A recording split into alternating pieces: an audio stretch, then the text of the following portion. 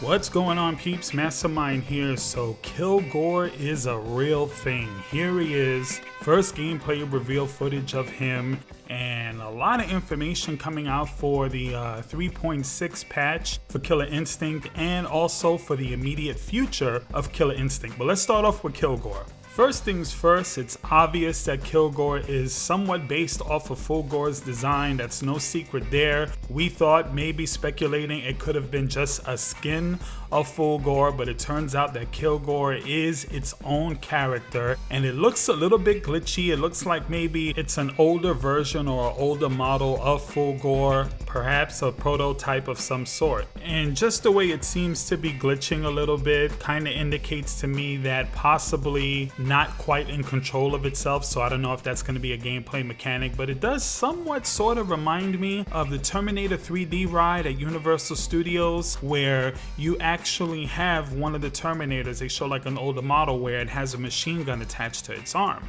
As far as the gameplay is concerned, there's not really much here to go by, but it does look like it may even have some sort of height beam or whatever, because the chest does open up similar to what Fulgore's does. It has that kind of flip jump kind of thing, so that's gonna obviously be some sort of cross-up move that this character is gonna have.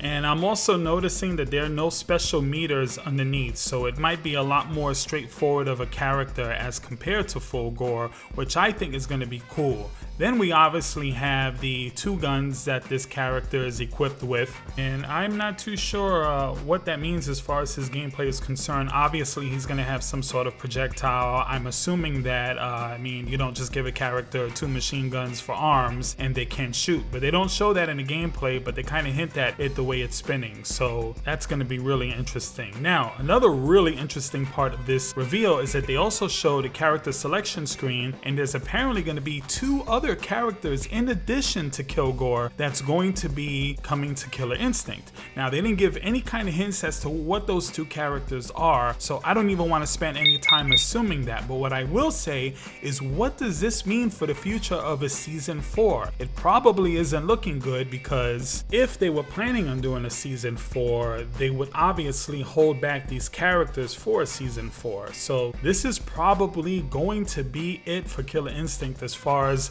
the roster is concerned. I don't know how to feel about that. Actually, I'm quite satisfied with the game the way it is, so adding additional characters without even giving us another season is pretty cool and pretty awesome. Maybe they're testing the waters to see how these characters sell and what the interest of the game still is. And speaking of selling, are these characters going to be for sale? Are they going to sell them individually? Are they going to sell them as a little pack? I don't know how that's going to be. Is it going to be free? Which I doubt. So those are still a lot of questions that need to be answered. Kilgore is supposedly coming out in January, so we should start getting answers to those questions pretty soon. Some other cool news that they did announce regarding Thunder actually is he's getting a new costume, and they apparently were working hand in hand with the Nez Perce tribe in order to come up with this costume. So I think that's really cool and really makes him a lot more authentic. Right now, I'm not the biggest fan of the gold skins that they're showing off and that's available now, but I'm glad that they still are working on